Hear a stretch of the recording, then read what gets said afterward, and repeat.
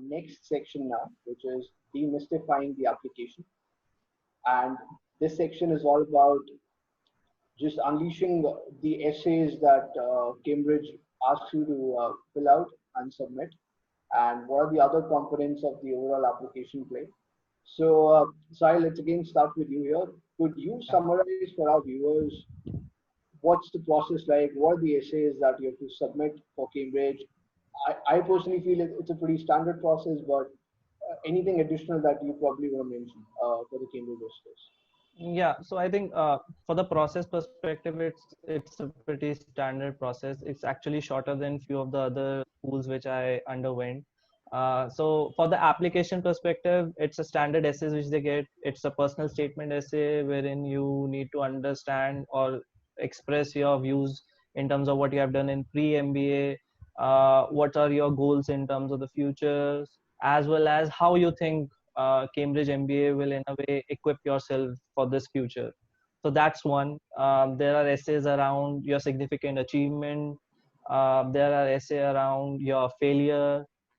I particularly remember there was one essay wherein we needed to express our teamwork efforts, wherein we worked as a team and what were our learnings. So those were pretty much standard essays. The failure essay was also there. So these are 5 to 6 essays which you'll find in every application that you do for any other B school. That was a standard one. Apart from this, there is one recommendation that you need to give. That recommendation should be from your direct supervisor. So I highly recommend anybody who's applying to judge, make sure that you are in good terms with your immediate supervisor, because this is what they emphasize on, that you should do. It's not mandatory per se, but this is something they say that you should do. Apart from this, I think once you do away with your application, then you are shortlisted for the interviews. There is one standard interview which happens. So Cambridge gives you a flexibility actually in this case. So they organize a D-Day kind of a thing wherein you are invited to Cambridge in UK to actually experience the school and conduct the so interviews is conducted there on the campus. In case you are not able to make it to the campus, you could do a Skype interview with those. So it's originally only a one interview that happens. In case they are not sure about the decision, they might conduct a second one, but mostly the decision is made in the first interview itself. So yeah, it's a short interview, around 30 minutes it happens. Pretty much standard questions in terms of what you have been, what you want to do, and few situational based questions wherein they ask or keep you in a situation. For example, for me, one of the question was that your manager does not agree with you. How do you convince your manager or the peers? So that was a situation based question. It could be as random as what is the last book that you read, what were your learnings out of it. So the interview is basically held with a future professor. So the person who's interviewing you is the professor who's going to teach you when you're in the school. So he pretty much evaluates you based on random topics, what you have mentioned in your applications. So I think that in a way, after you clear off the interview, you get the offer. So that pretty much sums up the process. Great. Thank you so much, Sahil. I think this was a very elaborate and comprehensive answer. You took us through the entire journey of the application, starting from applications right to interview and to all the way getting the offer.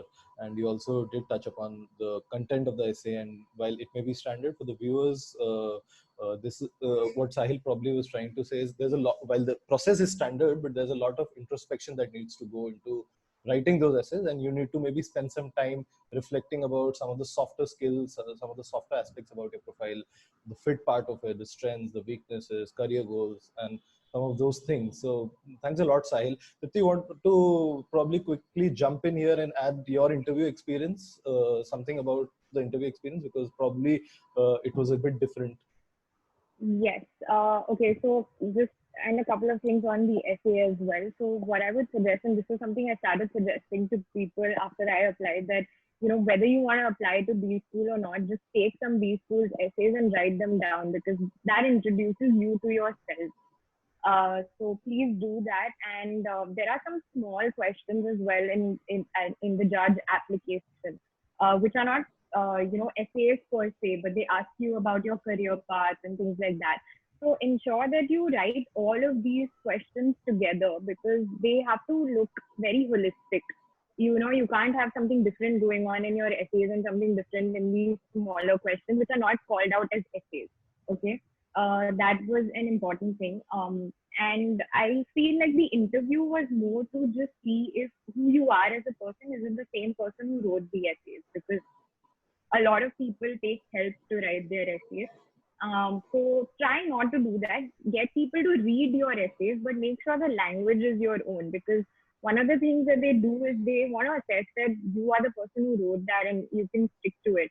So my interview experience, and I actually couldn't go to Cambridge. And for anyone who's interviewing, I would suggest please go, because I've heard such magical things about it that I'm having massive FOMO that I didn't go.